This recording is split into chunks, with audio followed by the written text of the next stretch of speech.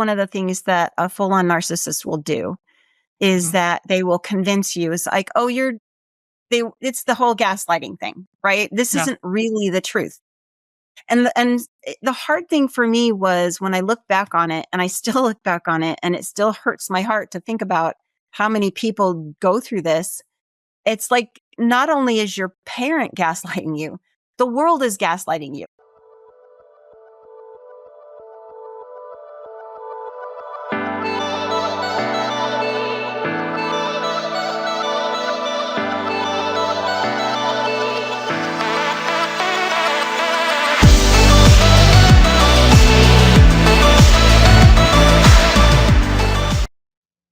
Welcome to the Upside of Bipolar. I am your host, Michelle Reitinger, and I have a phenomenal guest today. Lisa Sitze is my guest. Lisa is a writer, mother of 5 grown children, and granny to 7 grandchildren. Her favorite hobbies are playing enshrouded, exercising, sewing, and gardening. She homeschooled her 5 children for 16 years and ran a successful homeschool group for 3 of those years. She's been life coaching since 2021. Being certified through Dr. Sear's Wellness Institute. Lisa's individualized program to help people do deep dives into themselves teaches clients to know how it's possible to use their agency to create their life their way, while still respectfully balancing the needs of others. And you are a #1 international bestselling author, am I correct? That is correct. Yay! I'm so excited for you. And your book is phenomenal, so I'm super excited to talk about that today.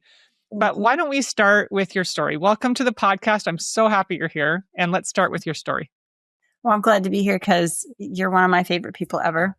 So my story started, I was born to a mother who had narcissistic personality disorder, but we didn't know any of that at the time. It's interesting because narcissism was coined in 1956, but didn't get put into the DSM-5, which is this diagnostic statistical manual. I think I said that right. Until 1984. So it's a definitely, and they don't put things in there until they have a full thing about what they are and all the stuff behind it. So it wasn't something that people really understood, and people still don't fully understand it. And that was one of the reasons why I wrote the book.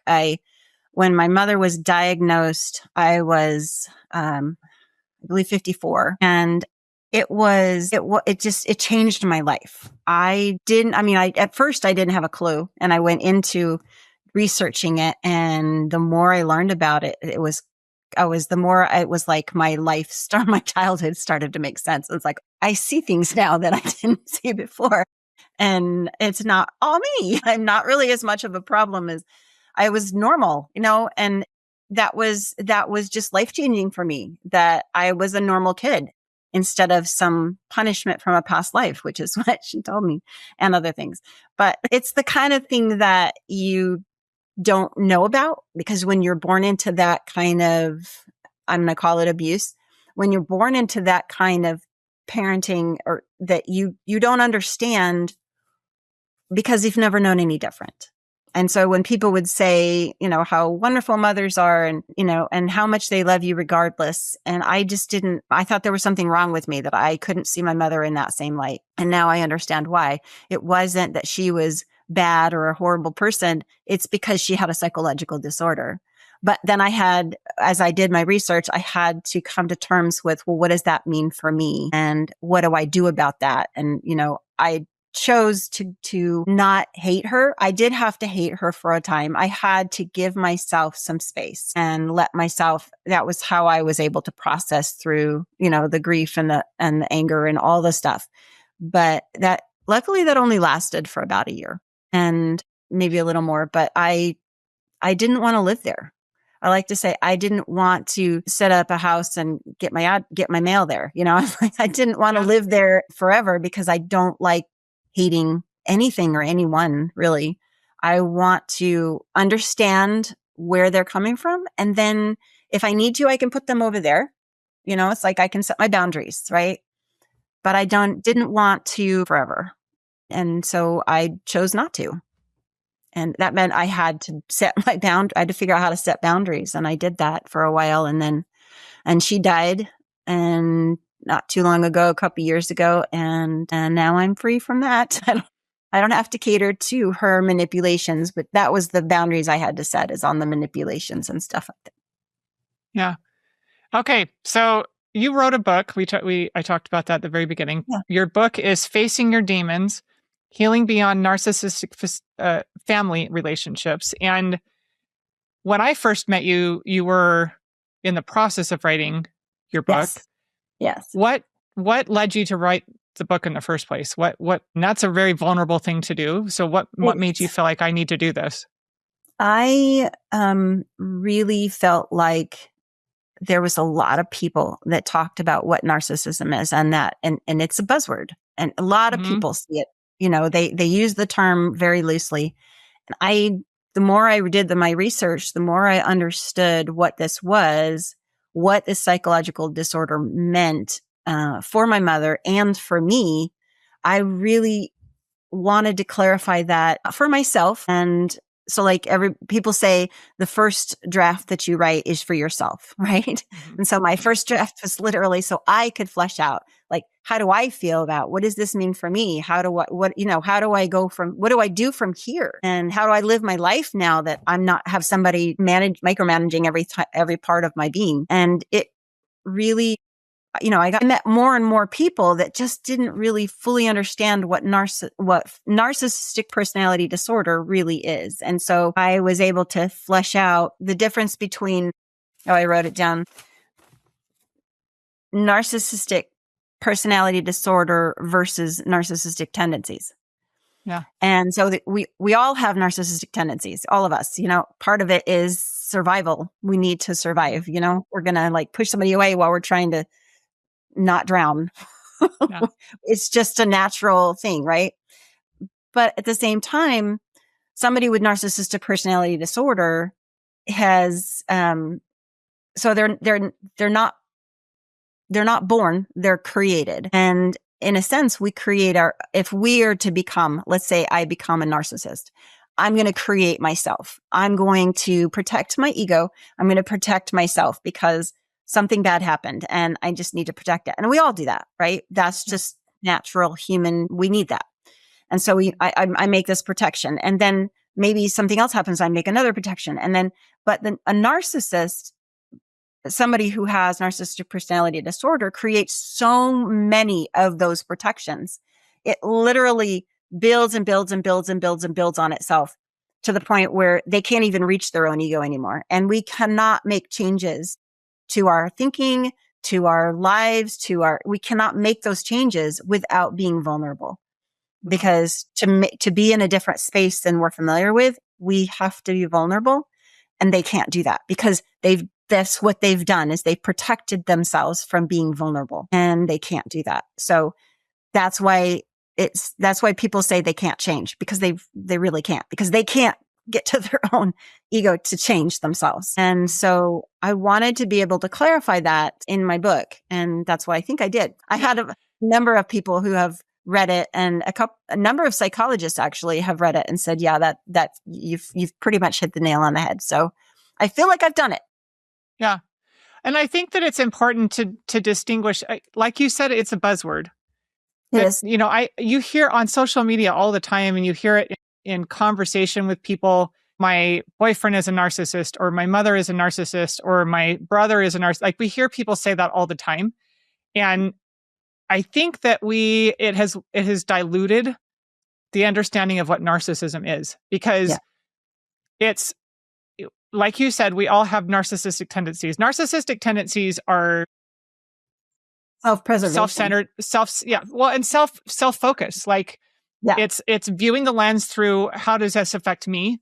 And without the capacity to view how it's affecting other people, and without the ability to have empathy for others, and so I think that there are varying degrees of narcissism within the population, right? Because I think that there are people who become, and I think that there's lots of reasons that it happens. I think our society kind of fosters narcissism in people. We have social media tends to kind of feed narcissism. When people are so focused, we become disconnected from other people because we're not seeing the way that what we're saying or doing is affecting others. And we're not considering, we just sort of like want the dopamine hits from, likes and clicks and so I think that we've got a lot of things that kind of reward narcissistic behavior, but there's a big difference between choices and behaviors that are narcissistic, like self-centered and self-focused, and the extreme situation where you're talking about, which is narcissistic personality disorder. Right. And can you talk a little bit more about, first of all, it's very, as far as I understand, it's very uncommon for somebody who has narcissistic personality disorder to actually be diagnosed, right? Because they're not introspective. They're not somebody who thinks that there's anything wrong with them. Nothing wrong with me. I'm good. Yeah. So you're the problem. Yeah. Mm-hmm. Are you okay sharing how this happened? Because this is kind of a unusual situation, right? It is a big deal. And I've often said that when I've mentioned that when mom was actually diagnosed, and that was because she had tried to commit suicide for, I don't know what time this was, how many times, it was multiple times. And I understand that it was a need to be focused on, and she wasn't feeling like she was being focused on enough, but so at this point in time, she had put herself into a coma, and my stepfather, not knowing what else to do, had her admitted into a hospital, and they diagnosed her there while she was there. So that's how she got diagnosed. So it wasn't even on her, it wasn't even something that she had went in and asked for. Because what I've been told by multiple people, is that a narcissist will never ask to be evaluated.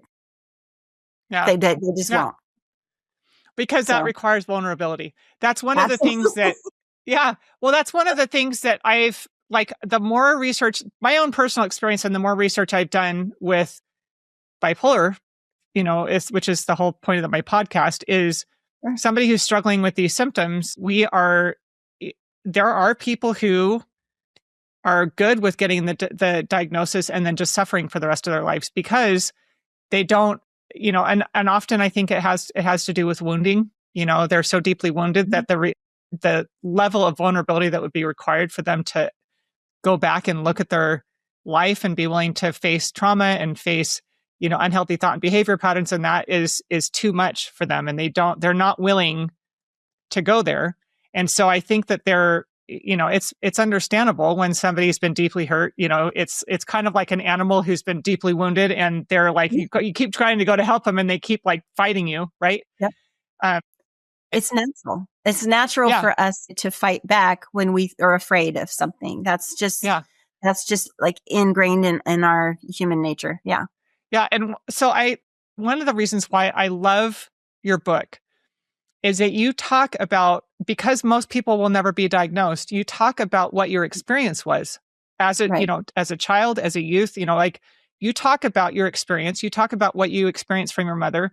And there's a few things that I want to actually talk about with your early story, because as you mentioned, when you're raised as a child, especially when you're little, you have no other frame of reference. Your life is your life, and that's what is normal to you, and that's what you think everybody else. Yeah. It's only when we get out into the world that we start noticing differences and start to question, wait a minute, why, like you were saying, people talking about how loving mothers are, and you're thinking, and your tendency to look back at yourself and think there must be something wrong with me that my mother doesn't love me. It's, instead of looking at your mom and saying there's something wrong with my mother, she's not a good mother, she's not a kind mother, she's not, she doesn't, it's always looking back at yourself. And I think it's super helpful to people to understand the psychology behind what happens to you as a person being abused by somebody who has narcissistic personality disorder. So can you talk about when you first started recognizing that there was something different or something wrong, and what it felt like with you? Because you talk a little bit about the dissonance it created within yourself. Yeah. The first time I experienced like, wait, something's not right. What my mother's doing is abusive. And I started questioning, right? And I went to a school authority, and because I kept being told, well, it was promoted, if you're being abused, tell somebody, so I did. And my experience was they have to have the police go. So the police went, talked to my mother, but my mother, is beautiful. She has very, very good with words, and she was able to convince, and and that's what full on narcissists are. They are very good at manipulation. And so she just explained to them that I was this, that, or the other thing. And they came to me and told me to my face that I had been getting my friends to beat me up so that I could get my mother in trouble for all the bruises that I had. And it was something that at the time just proved to me that there really is something wrong with me, not wrong with my mother. Okay. So it's really not abuse. It's just me. I'm just broken. There's something wrong with me. And, but it was years later before I, just decide, I don't know, somewhere along the line, I just decided to just sort of live my life and not worry about abuse. But when she was diagnosed and I started researching it, that's when it really, really kicked over. So in my childhood, I had questions, but I kept having experiences that proved that I was wrong, and I think that's one of the things that a full-on narcissist will do, is that they will convince you. It's like, oh, it's the whole gaslighting thing, right? This isn't really the truth. This is, and the hard thing for me was when I look back on it, and I still look back on it, and it still hurts my heart to think about how many people go through this. It's like, not only is your parent gaslighting you, the world is gaslighting you. Oh, mothers always love their children. They love their children completely. There's no way your mother would ever say what you're saying she said. And so it's like, but I did hear it. I did hear that. And yet I'm being told my mother would never say something like that. So I know I never did record what she said. Right. Well, and you gaslight yourself. Absolutely. You have, there's an inability to trust yourself, to, you don't feel like you can trust your mind. You don't feel like you can trust your feelings. Can you talk about what that felt like and what that and then when you was? get authorities that tell you, like the police, that tell you to your face that you're the one that's in the wrong, that's the tough part, was coming to terms with all of that. And like the year that I was studying and researching what narcissistic personality disorder actually was, and what the DSM contains about it, explains it. That year I went through all sorts of grief, and all the levels of recovery and that kind of healing and stuff, because I had just put that on the shelf, from my experience and from others that I had prior and after, that I just put that on the shelf. So just spelling it out in my book really helped a lot, because it gave me the confidence to be able to say, okay, this really was my life. And even, though I have family members who didn't have the same experience, because backing up a little bit, when I was born, I was an only child for the first 7 years. And from the time I was 2 until I was 5, my mom and I were the only, she was a single parent and I was the only child. So I was the golden child and the scapegoat all rolled up in one. And so I could sometimes, in the same sentence, she would tell me how wonderful and awesome I was, but I wasn't going to amount to anything, because she had, she played both sides. I was in both sides. So I still to this day struggle. If anybody compliments me, I back off. If anybody tells me a criticism, I back off. It's like, I have to really focus my mind on the present moment and say, okay, where am I? What is this? What is happening right here? It's okay, and allow for either side and just say, okay, how do I receive this? And all of this happens within a half a second, because I've learned to be able to process a lot faster now. But it was for a minute, it was like, I had to just sort of get out of there, wherever I was. It's like, don't compliment me. Don't tell me I'm wrong. Nothing. Just don't do any of that. Just don't do anything. I don't care if it's, positive criticism. Just don't give me anything. Just don't talk to Yeah. me. Yeah. It was really hard to figure out how to balance that. But that was that first year of figuring out what all of that meant. And then fleshing out my book was just like the answer to my prayers, because that was it, where I was able to show, yes, these things really happened. Yes, I really feel this way. And I learned how to balance both the negative and the positive. And so there's a lot of talk about like, we got to be positive, which yes, we need to be positive. But if we completely ignore the negative, then we are negating, to use the term, negating the experience. Yeah. You can't just look at a problem and say, this happened, this bad thing happened, so I'm going to ignore the bad part and I'm going to just look at the good side. And you can't do that and have a whole experience. Right. We have to balance both sides so that we can have a complete experience. And sometimes the negative is more than the positives. And you have to just sort of look at it and decide for yourself whether you want to accept what it really was, or do you want to just sort of throw that out and be only positive. And to me, for myself, that just takes away from it. I need to find, I'm living in the negative. I was born and was taught very negative thinking. And to create the positive thinking, I had to say, okay, see, the glass is half empty, but the liquid is disgusting and I'm halfway done. So I had to like find my way towards positive. And I still do that sometimes. Sometimes I'm like, okay, you know what? I can't see this as anything but negative, but maybe something good is coming. I have to be able to balance both, because if I push away if I push away all the negative, then I lose the meat of the experience. Mm-hmm. So can you talk about, I think we need to probably, for our audience who haven't read your book yet, which everybody needs to read her book. It's phenomenal. Thank you. Can you start with what your growing up looked like? So when we talk about narcissistic abuse, what did that look like for you? Okay. So Okay. can you share with our audience what that was like for you? Sure. Let me see how I can phrase this. When I was a child,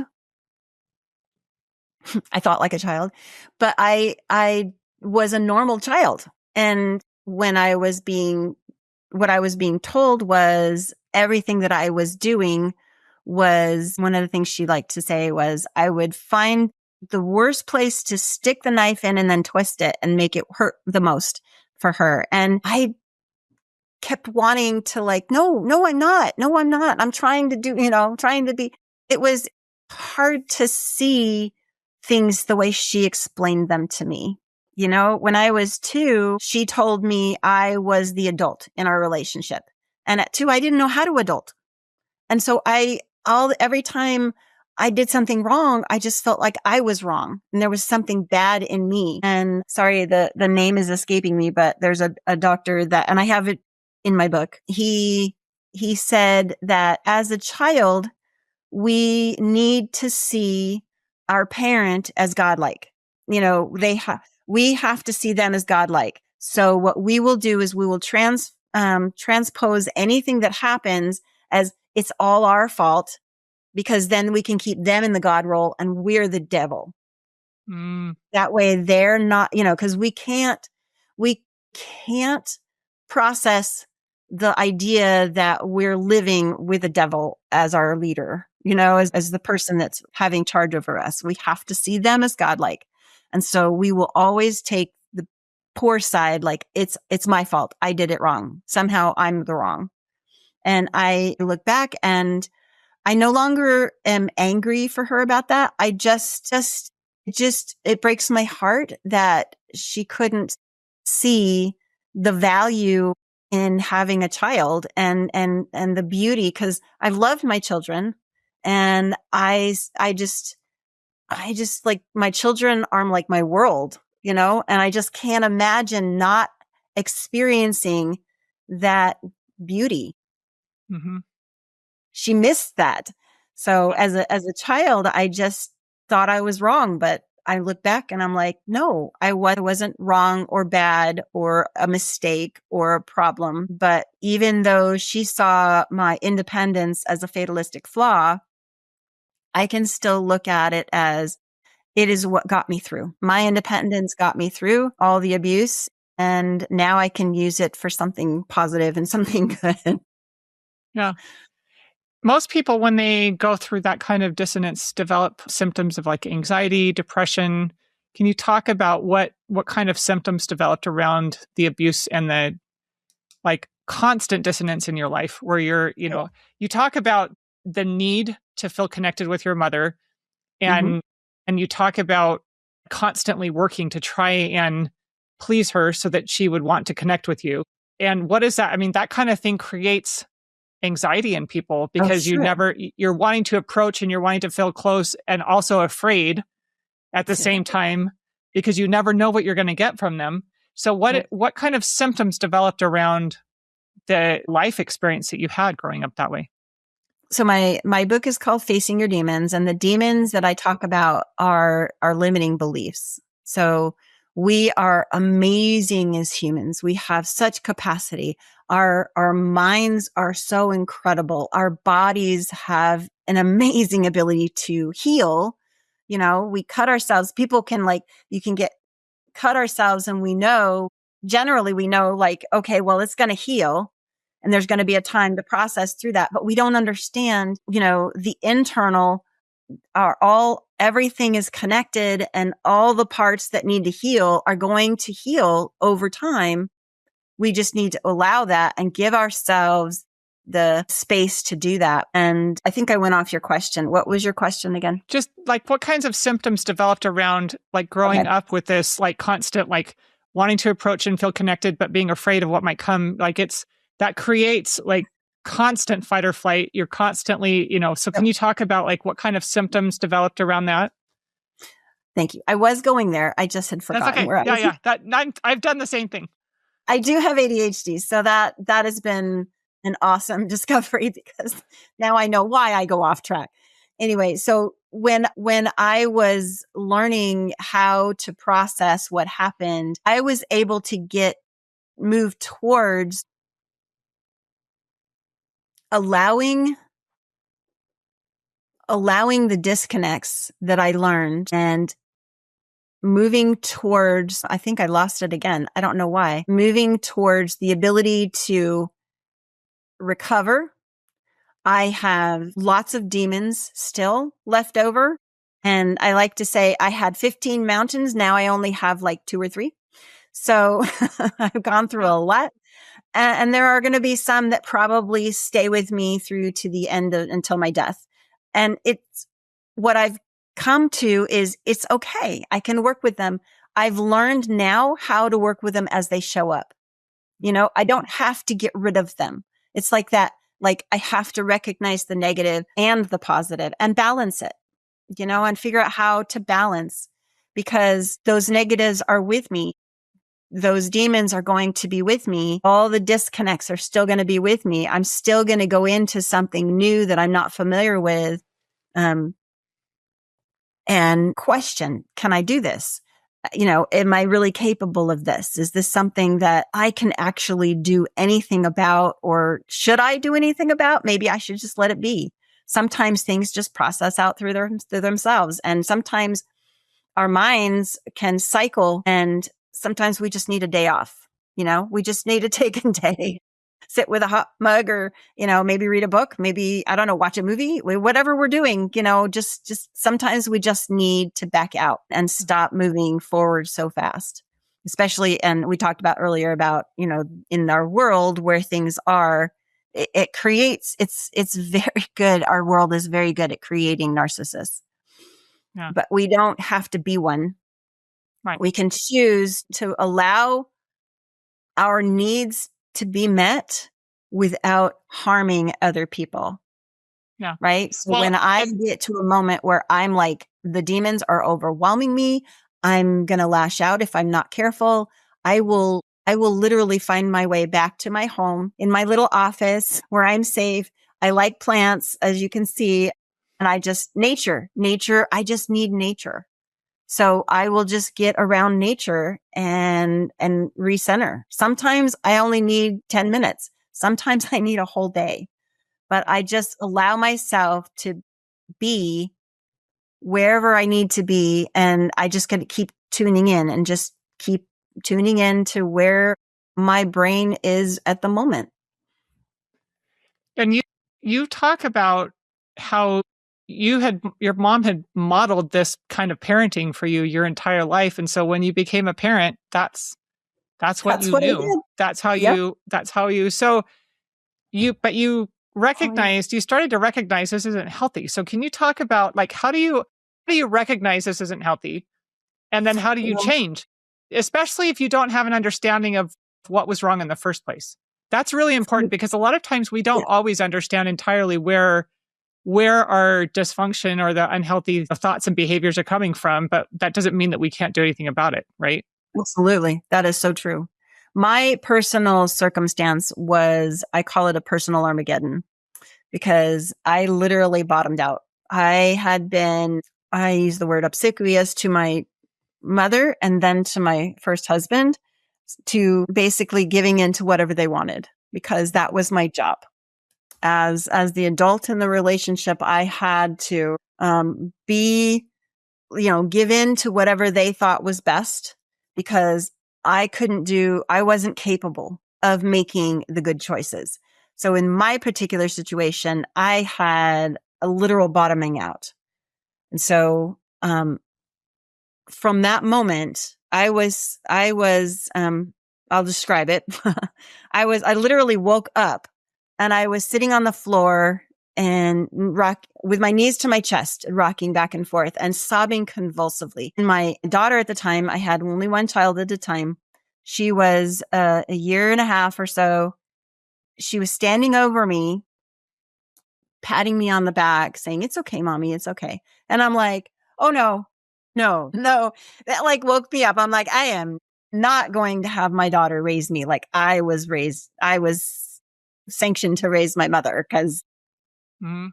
no. So I had to figure out, but at the time I didn't know how to be an adult. I mean, I was still not able to be an adult because I'd never kind of moved on from giving my power to everybody else because Mhm. everybody else knew better. Right.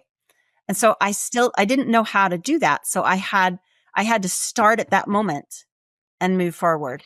And it doesn't matter whether you have a personal Armageddon or not. If you decide that something needs to change, then you're the one that needs to decide that needs to change. And you can only, I love Becky Kennedy, Dr. Becky Kennedy. She talks about boundaries and that boundaries are something you tell somebody you will do, but it requires the other person to do nothing.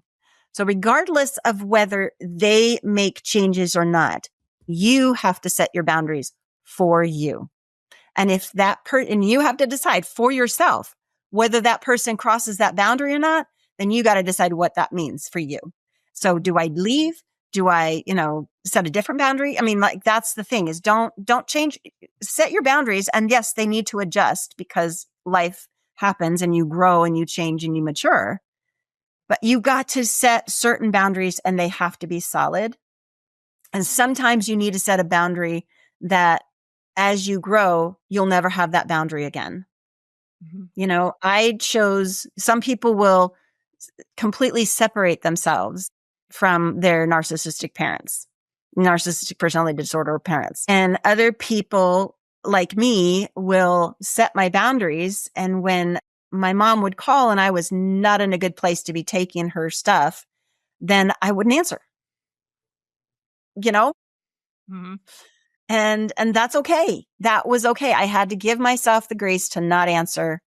And I didn't have to give her every aspect of my life. In fact, at that point, I had multiple children and I wanted to give my energy to my children, Mhm. and it was still a bit disconnected, but I wanted to give what I had to them. And I had no longer had that space to give to my mother all the time.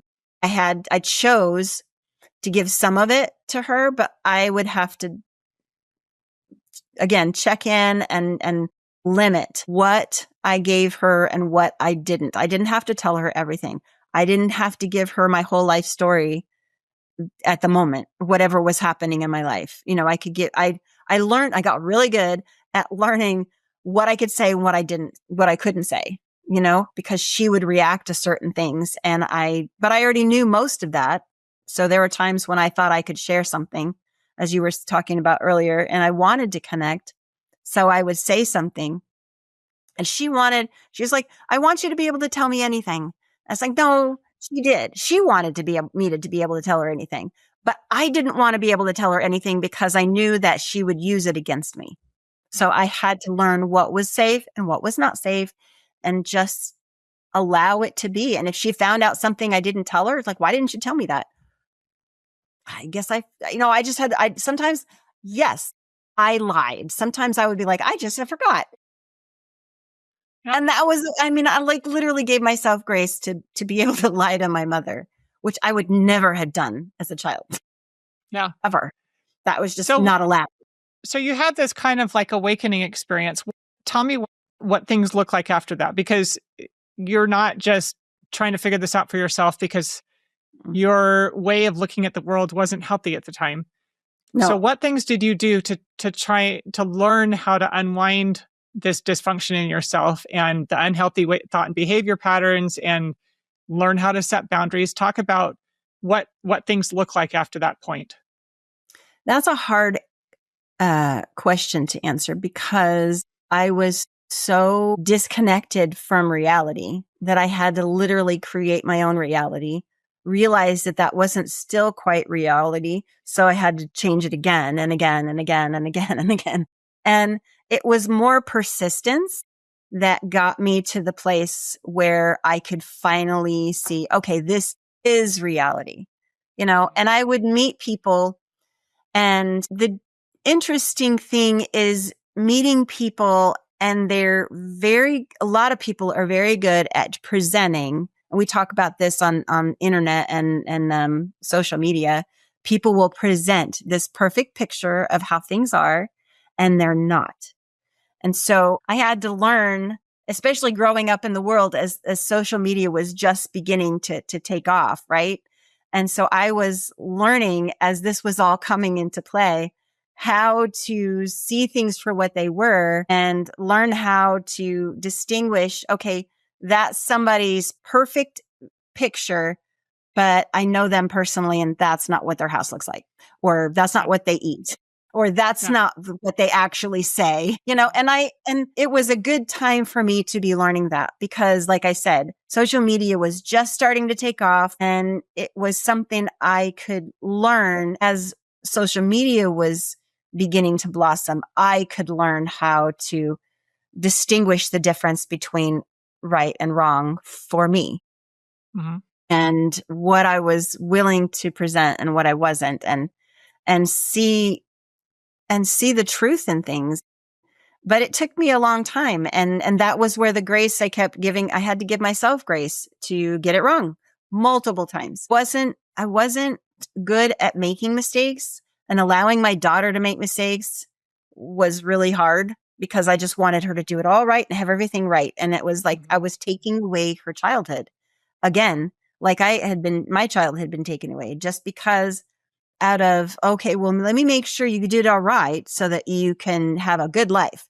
And it's just like, that's not a good life. Experience, mistakes, falling down, scraping your knees, all the things, all the negatives along with the positives. That's the balance. That's the important part of living this life and becoming whole. We can't become whole if we only take the positives. Mm-hmm. We have to have negatives as well. Did you have tools that you used? Like, did you go to therapy? Did you journal? Like, did you use any tools that helped you to unwind any of this? Or was this all just intuition and you just worked through it yourself? It took me years and years, like, decades, and I worked through it myself. I did go to therapy when I started having trouble in my second marriage, and we went to therapy, and then, especially after my mother was diagnosed, I did a lot of research and started seeing things that's how it is. that is the reality of the things. And, I had this, so I had to take this attitude. Something can work for me, whether it's right or wrong, it doesn't matter. If it works for me, I can utilize it. And then when it doesn't work for me, I can adjust and change and grow. As long as I'm not harming other people, that was just my personal, motto. I don't like doing things that are harming other people. I wanted to adjust and change for myself without hurting other people. So I tried to give my children the space to be able to make mistakes. But I just had a visit with my daughter this last week, and she made it pretty clear there was once or twice where I absolutely did not allow her to make mistakes, because I'm like, no, you can't do it that way. And it's interesting because I can look back and I'm like, yeah, I can give reasons and excuses for why I did that. But the truth is, she had every right to make mistakes. And I had the responsibility and the stewardship to allow her to make mistakes. And I didn't in that moment. But there were a lot of other times when I did. I can just hope that she can look at those someday too and see that I made mistakes. Yeah, I made mistakes. Don't we all? I like to say, a lot of my friends and I like to say, yes, we put our kids through therapy because we give our kids reasons to go to therapy as parents. That's just part of parenting. It's like we sign a contract or something. Yes, I will make sure my kids go to therapy. Yeah. I know my aunt and uncle used to joke that they were already saving up for the therapy their kids were going to need when they were done with them. Right? All of us make mistakes as parents. Like we're humans that make mistakes that were raised by humans that made mistakes. Like it's just everybody is going to struggle, right? But one of the things that I wanted to talk a little bit about is I think one of the trends that I see with describing everybody as narcissist online and in social media and that is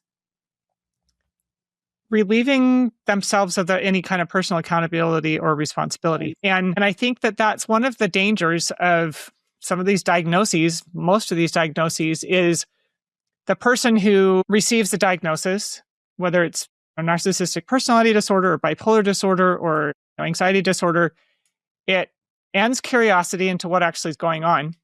We think, it's just the way I am, right? Yep. And so it turns them into victims because they don't feel like they can do anything about it, and so they kind of give up their agency in the process. They kind of I feel like your agency is still available to you, but people kind of surrender their agency. I know that I, in some ways, feel like I surrendered my agency a bit when I was diagnosed because I believed what I was being told. I believed that bipolar was incurable, lifelong. I would have it for the rest of my life. And so when I would experience symptoms that led to behaviors that were unhealthy, I didn't like it, but I didn't feel like I had any control over it, Right. And I had a crisis moment where all of a sudden things shifted. I started realizing I'm ruining everybody's lives. I can't end my life because I will ruin my daughter's life if I do. Something's got to change. Nobody's coming to save me. I got to find a way to save myself. And that was a turning point for me in my life where I started I thought I was being responsible before by going to the doctor and taking the medication. And I didn't have any control over the other stuff, right? I think the other well, and I think the other side of that is that we tend to make excuses for the people who've been diagnosed. Yes. You know what I mean? Like they can't help it. They can't help it. That's just the way they are. They have this disease. They have this disorder, and so we surrender some of our agency and we make ourselves victims because we feel like, well, they can't help it. And so I just have to make allowances for it. I have to, and we end up with these super unhealthy relationships. It's very common for somebody who's struggling with any kind of disorder, any of the kind of these mental health disorders, to end up in really unhealthy relationships because they're not taking responsibility for themselves. Yeah. And the other person doesn't feel like they can take the responsibility for themselves. And so you end up with codependency. And so, sorry, that's a long way to say that I think that it's unhealthy for us to go around labeling people as narcissists because why does that matter? And what am I going to do about it? Right? Yeah. And so can you talk about, you've talked about boundaries. Mm-hmm. Can you talk about what it, you were able to see your mother through a more compassionate lens once you saw that she had a psychological disorder, Right. but you then accepted responsibility for your own healing. Yep. You made a choice to heal. You had already started establishing boundaries, even though you may not have clearly understood what you were doing at the time. Exactly. So can you talk about why it's so important for us to take responsibility for ourselves and be accountable to ourselves and make choices that are, helping us to choose to be healthy and not to be victims? Well, that's just it. If, one of the things a full-on narcissist will do is blame everybody else. It's not my fault. I didn't mean to. It's not, that wasn't my intent. It's like, it doesn't matter what your intent is. If other people are harmed, then you can take responsibility for that, apologize and move on, but they won't. They don't take responsibility for that. So I had to realize that my mother was not going to take responsibility for the things that she did to me, because all she could see is telling me at 2 years old that I was the adult in the relationship, was that she was boosting my self-esteem. And that was the last thing that did. Parentifying a child is not helpful. I don't care what age they are. And she would not see that.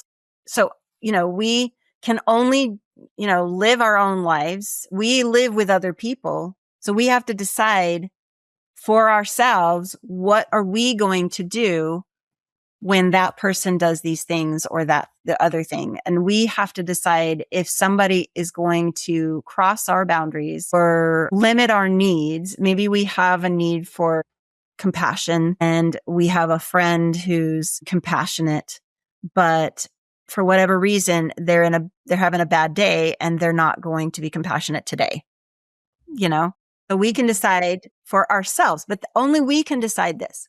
We can decide, okay, she hates me forever. She's always hated me. I can't believe that I've ever been friends with her. Or we can decide she's having a bad day. Like, I will go to a grocery store, I will buy something, and the cashier sometimes will be like, she's just having a bad day. And I can try to, say something positive. I will, like I said, I will check in and I will like, is this something I should say anything about? Or should I just sort of let it go? But I don't need to take it personally. I can choose to take it personally. Okay, she hates me. No, it has nothing to do with me. And sometimes somebody can lash out at you. And it's very personal when they do this, but maybe it's very personal that when they do this particular lashing out and they're just, all over the place about how bad you are at this or that or the other thing. And it's like, you can listen to what they have to say and decide to take on that baggage or not. That's all on you. You have complete control over what you take from other people.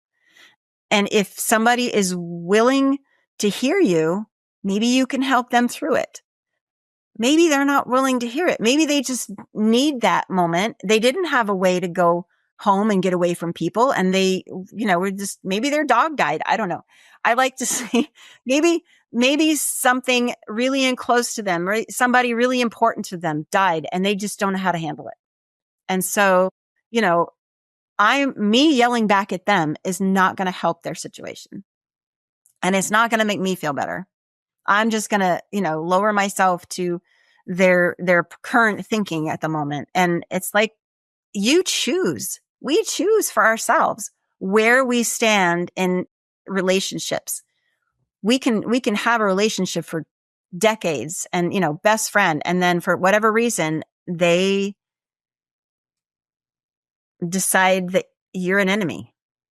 Mm-hmm. Maybe you don't even know why, but you don't have to go the same route and start hating them. You can say, well, hopefully one day we can work this out. But it's hard because, especially when we're that attached to something or someone, to let go of those feelings that we have for that person. I went through that year of hating my mother, and I had to figure out where I wanted to land with that. But in that moment, I literally hated her. I wanted nothing to do with her. I didn't even want to think about her. I didn't want to say her name, nothing. I didn't want to talk to her. It was a really tough time because I felt like I was wrong and I was bad. And there was something wrong with me for not giving her the space to be where she was. And yet I didn't even understand what that meant at that time in my life.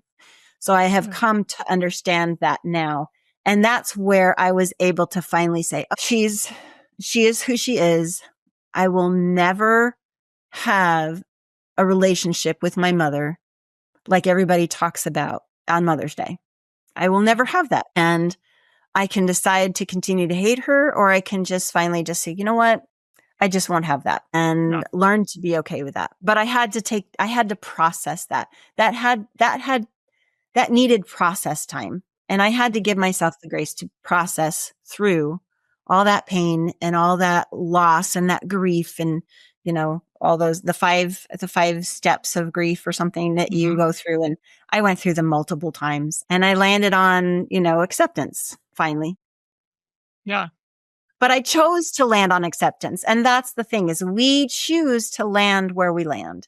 And sometimes we can stay in a place for a very long time. Maybe we're angry for years and years and maybe decades, but we can choose to move on to the next space. And we can always choose. We don't, just because we've been there for 20 years doesn't mean we have to stay there forever.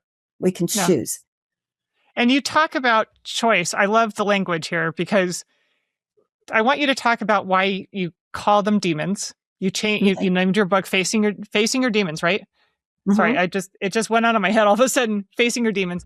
And I want you to talk about why you call them demons and what it means to you, what that meant to you. Like facing your demons, what does that look like? And you talk about how you've resolved, some demons and there's still some hanging out. So can you talk about that language and why you chose that and what that actually looked like in your healing journey? Sure. When I was younger, and I describe some of this in my book, when we have a problem or a trauma or something bad, like let's say something simple seems not simple when we're going through it. Say we fall off our tricycle, we're 3, we'd fall off our tricycle and that is the end of the world, right? We're going to die. Oh my gosh, I schemed my knee and, it hurts and I'm going to die and everything's awful. And when you don't have somebody that can acknowledge you where you are, because at that moment, it really is the end of the world for you. You feel like it, right? And so you need time to process through those emotions and get to the point where you realize, okay, I didn't die. I'm alive. And then you skin your knee the next time. If you are able to process, you skin your knee again and you're like, okay, well, I didn't die last time. So I should be okay. But man, it hurts. And so you can cry about it. And, maybe you never stop crying. And I'm like, if I fall, I still cry. Sometimes I'm like, okay, that hurt. And there's, a tear coming down. I'm 61 and I still sometimes allow myself the ability to just have a moment, and it's okay to process through those things. But when we have that trauma, if we're not able to process through it, we create a little picture around it and what it looks like and what that means to us. And when we're not able to get through that process and see the other side, oh, well, I didn't really die, then, if we're not able to do that, then we have what I call the demons that kind of show up and they start becoming real to us because it's like, oh, well, you're fine. The world is horrible, but I will protect you. I've got your back. It's good. I've got you here. And because you need somebody to do that for you. And when you don't have anybody to do that for you, you create somebody to do that for you. And I call them our demons. We create our limiting beliefs. Well, if I ride a tricycle, I'm going to fall and I'm going to hurt. I'm going to die. So I can't ride tricycles anymore. I'll never ride a bike because I'm going to fall. I'm going to die. And so that's kind of an obvious one that as adults, we can look back and think, yeah, okay, that probably we weren't going to die, but we didn't know that at the time. And when we're not able to process, we don't ever believe that. If we do grow and we change and we have a much worse trauma and we create a limiting belief around it to make sense of it. Because we're trying to make sense in our thinking at the moment, wherever we are at that moment. And our 3-year-old self, that thinking in the moment is, this is the world. This is what it is. And so we make sense of it by creating these beliefs. And maybe they're limiting beliefs. Maybe they're real beliefs. I don't know. But as we process through them, if we don't change the perspective of how to view it, because let's say we've got new information and we've never accept the fact that riding a tricycle and falling off doesn't mean you're going to die. If we never accept that, then those limiting beliefs become something so nefarious and they just grow so then we're like, oh, well, I can't walk on a sidewalk because I'm going to fall off, or I can't walk, I can't climb a mountain because I might fall. And it just, as we get older, we do harder things. We can't do those things because we might fall and then we'll die. We can't do this because we might die. And it literally starts taking over our lives. And we have to choose. At any point we can choose. We just got to do the hard thing. It literally is a hard thing, especially if we've had it since 3 years old. We can look back and we say, okay, as an adult, we can look back and say, that's probably not going to happen. I'm pretty sure at this point that it's not going to happen. So we can get back on that tricycle. Maybe we actually go back to a tricycle. Maybe we just get on a bicycle. Maybe we just climb a mountain. Maybe we, have a friend hold our hand while we do something really hard that for us means we're going to die. But they can help us through that. And that's where we can choose. That's where we can choose to keep our limiting beliefs or demons close, or we can let them go. Yeah. And sometimes we need to hold on to them. Like, I needed to hold on to the one for a while. I needed to hold on to the one that, like, I'm responsible for my mother. And I wasn't. I never was. I should never have been responsible for my mother. But even when I saw the difference, I had to okay, I'm not ready to let that one go because I've got some others I need to hold on to. To let go of.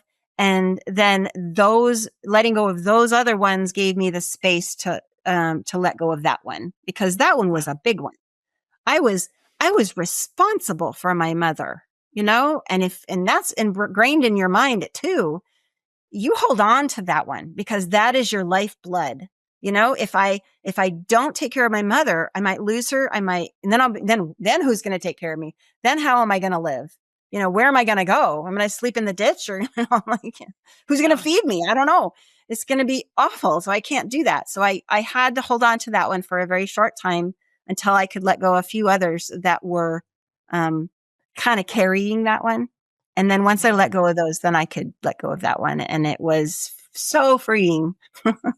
Yeah. And I think that's a really important thing to understand, is that when we're trying to heal long-held, deep-seated emotional, mental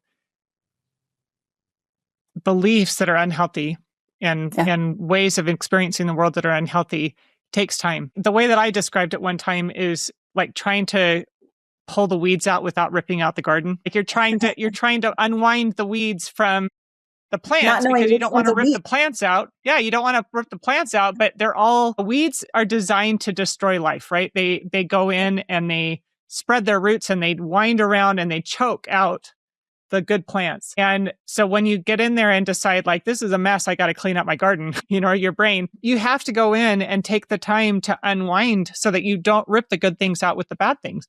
But it's really hard to tell the difference a lot of times. It's hard to see like what's healthy and what's unhealthy. And so it's so important to be intentional and patient with healing, because it takes time. You're changing the way that you interact with the world. I've talked before about how there's two pieces to the healing. You have to heal the trauma, but you also have to change the habits. You've got all these habits that you've lived with your entire life that were designed to protect you. They're not doing a great job, but that's what they were doing. They were trying to do it, even if they were doing it in a poor way. Yeah, and so you can't do one without the other. And expect to actually heal. You can't just change the habits, because if the underlying trauma is still there, your brain is going to keep going back to the trough to, try and, or going back to these habits, because that's what it knows. It knows that this is hurt and this is how I protect. But we also can't just heal the trauma without changing the habits, because the trauma might go away, but we've got these habits that are deeply ingrained in us. And if you don't actively change the habits, you'll keep doing that, and you'll keep living with the unhealthy thought and behavior patterns and unhealthy way of interacting with the world. Absolutely. Yeah. So first of all, thank you so much for coming on today. I love your book and I want everybody to read it. So I'm going to have that linked in the show notes. Please go get a copy of it. It is really phenomenal. And I think you said that is the audiobook out yet, or is it coming out? The audiobook is out. Yes. Yay! I'm so excited about that. Yes. I'm a big audiobook fan, so I listen. Well, I had to get it on audio because that was how I listened to books. Yes. Yep. I unfortunately don't have a lot of time to sit and read anymore. And so I am a big fan of audiobooks because it's a great way to be able to still read and listen and gain new information and knowledge and enjoyment. So please go get a copy of her book, Facing Your Demons. And can you give us what is the one thing that you would encourage the audience to do today to help themselves move towards taking responsibility for their own healing? What is a tip that you can give that will help people to make a choice today that will help them move towards healing and taking responsibility for themselves?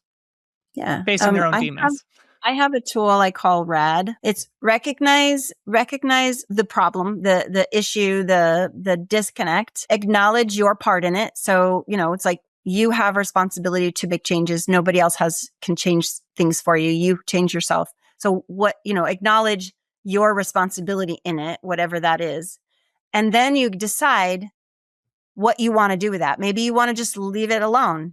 But, if you recognize it and it's a problem, then you after you've acknowledged and you decide what to do with it, that's where you decide, is this something that I'm like, okay, actually I'm okay with that. Or no, I really need this to change. Then you can decide how, take the steps to make that change, but be okay with the process of whatever that means. Because if it's big, you're going to take more time to process than if it's a small thing. Yeah, that's amazing. That's one of my favorite tools. I call it RAD. I love it. And I like acronyms too. They always make it easy to remember things.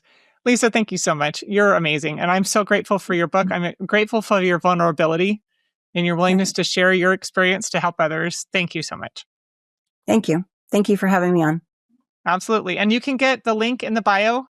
I have Lisa's information linked there, so make sure you connect with her. Where can they connect with you? I'll have you share that on here, and then I'll make sure it's all linked in the bio. Sure. I have a website called facingyourdemonsbook.com. And so, and an email, facingyourdemonsbook@gmail.com. So you can use either one. I'm also on Instagram with my name and LinkedIn. So, I'm in a lot of different places.